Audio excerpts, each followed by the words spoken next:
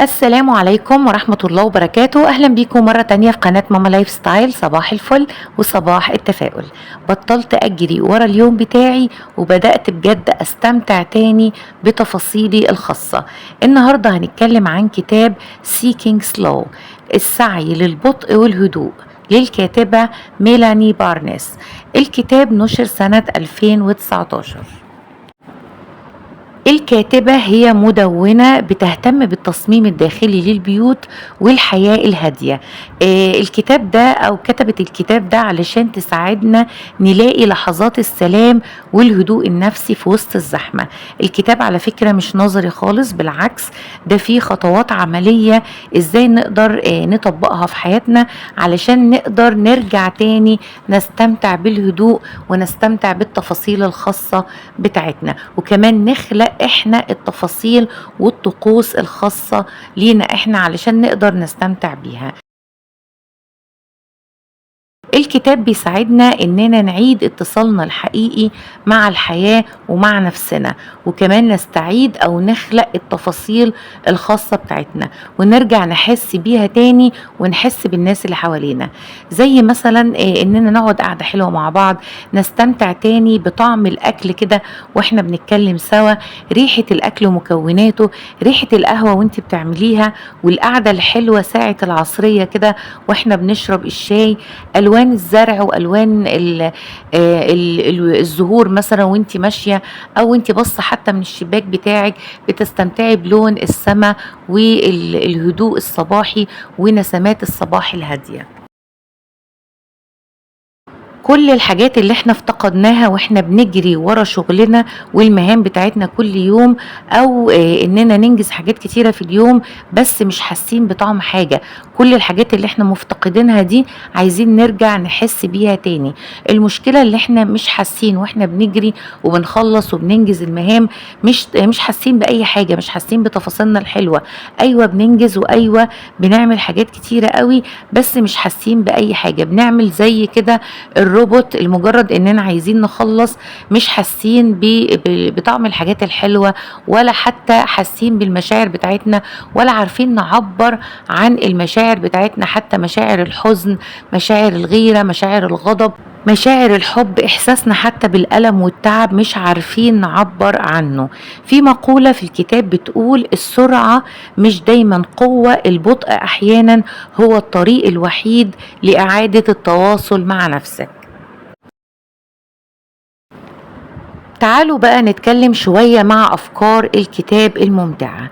الكاتبة بتبدأ كده بمفهوم الحياة البطيئة slow living، بتقول إن الحياة البطيئة مش كسل، بالعكس هي وعي، إنك تاخدي قراراتك بهدوء وتركزي في اللحظة، إنك ترفضي إنك تبقي تحت ضغط دايما، إنك لازم تنجزي طول الوقت وتتصالحي مع فكرة إن الراحة مش تضييع للوقت. الكاتبة بعد كده طبقت الفكرة اللي هي فكرة سلو ليفينج، الحياة البطيئة في البيت، وبدأت تتعود كده على شوية حاجات. أول حاجة إننا نقلل الفوضى البصرية ونخلي البيت بسيط أكتر من غير كركبة، وإننا نزود المساحات والأسطح الفاضية والفارغة في البيت.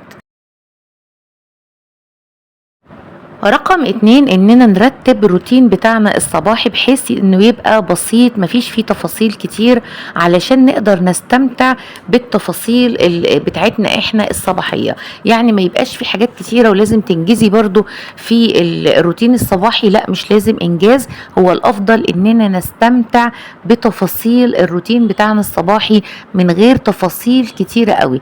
التفاصيل الوحيدة اللي نهتم بيها هي تفاصيلنا الخاصة، واننا نعمل كل حاجة بهدوء.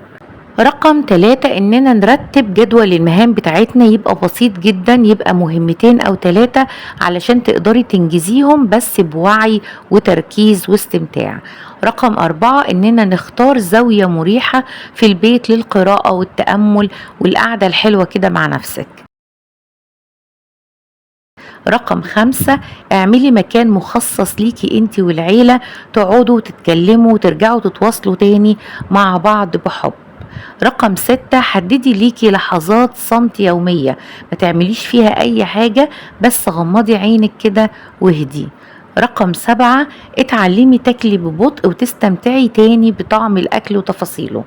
رقم 8، ارجعي لفكرة الطقوس والتفاصيل، طقوس معينة مثلا في تحضير القهوة، طقوس مثلا في القعدة كده وانتي بتشربي القهوة بتاعتك، طقوس في تفاصيلك الخاصة بيكي انتي، تفاصيل خاصة مثلا بيكي وانتي بتطبخي في المطبخ، تفاصيل خاصة وانتي بتنظفي ومثلا بتلبسي حاجة مريحة وانتي بتنظفي البيت وبتستمتعي مثلا بسماع حاجة بتحبيها قوي، فخلاص انتي اتعودتي وانتي بتنظفي البيت بتعملي حاجات معينة بتريحك وبتحبي من خلالها تنظيف البيت. الكاتبة كمان اتكلمت عن أهمية الفراغ والوقت الفاضي، بتقول إن الراحة مش رفاهية، الراحة احتياج نفسي وجسدي لينا كلنا. الفراغ مش علامة كسل، دي مساحة لإعادة التوازن. جربي تقعدي ساكتة خالص كده 10 دقايق يوميا، ارسمي، اكتبي أو اعملي أي حاجة بإيدك من غير أي تفكير، عيشي تفاصيل الحاجة اللي انت بتعمليها بس. كمان اتكلمت الكاتبة عن العلاقات، بتقول إن علاقات أبطأ وفيها استماع أكتر، دي بتكون مع الوقت علاقات أعمق بكتير جدا. الكاتبة بتشجع على التواصل الحقيقي ما بين أفراد العيلة، الكلام، إنك تسمعي للطرف التاني، تقضوا وقت أكبر مع بعض على قد ما تقدري، يعني تقعدوا مع بعض تتجمعوا وتسمعوا حاجة بتحبوها، تاكلوا حاجة، يعني دايما تخلقوا تفاصيل مشتركة مع بعض، تقعدوا تاكلوا مع بعض، تشربوا، يبقى في تجمعات للعيلة. بلاش فكرة ان كل واحد ياكل لوحده او يقعد مع نفسه، لا، حاولي تجمعي العيلة مع بعضها، يبقى في تفاصيل مشتركة وذكريات مشتركة ما بينكم وما بين بعض. كمان الكاتبة أكدت إن فكرة slow living البطء ممكن نطبقها في حاجات كتيرة قوي، زي إننا مثلا نستهلك بهدوء وحكمة، نشتري وإحنا مخططين ومركزين هنشتري إيه بالظبط، نختار جودة المنتج أكتر من إنك يعني تختاري الكمية. نهتم كمان اننا نشتري السلع اللي بتعيش اكتر من اننا نشتري الحاجة اللي ليها استخدام واحد او مرتين وتترمي على طول. الكاتبة كمان بترجع تأكد دايما ان طقوسك وتفاصيلك هي اساس يومك، لو كانت طقوسك هادية اليوم كله بيبقى هادي معاكي. نرجع تاني نصلي واحنا مركزين في تفاصيل الصلاة بتاعتنا ومركزين في كلمات القرآن واحنا بنقول الأذكار والأدعية، نركز في المعنى بتاعها، نستمتع تاني بطعم القهوة وطعم الأكل واحنا مستمتعين باللمة الحلوة. فكري دايما في النعم اللي ربنا اداهالك واشكري ربنا عليها، لأننا أحيانا في زحمة اليوم واحنا بنعمل كل حاجة بسرعة مش بنبقى مركزين أبدا في النعم اللي موجودة حوالينا اللي احنا تعودنا عليها وتعودنا على وجودها وشايفين انها كده موجودة وخلاص، لكن هي نعمة من ربنا لازم نركز عليها ونشكر ربنا عليها طول الوقت. تعالي كده أقولك شوية مقولات من الكتاب. البطء هو نوع من الرفق بالنفس، مش لازم نملى وقتنا علشان نحس بقيمتنا، لأن قيمتنا فينا إحنا جوانا وفي تفاصيلنا الخاصة.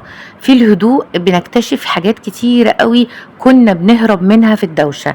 العلاقات اللي عايزة تتصلح، هروبك من مشاعرك وهروبك من نفسك، الهدوء بيخلينا نتواصل بشكل أفضل مع نفسنا ومع عيلتنا. اكتبي لي بقى في التعليقات لو في حاجة لمستك كده من أفكار الكتاب وحاسة إنها تمسك انتي بشكل شخصي، قولولي في التعليقات، أنا مستنية تعليقاتكم. وصباح الفل، صباح التفاؤل، والسلام عليكم ورحمة الله وبركاته.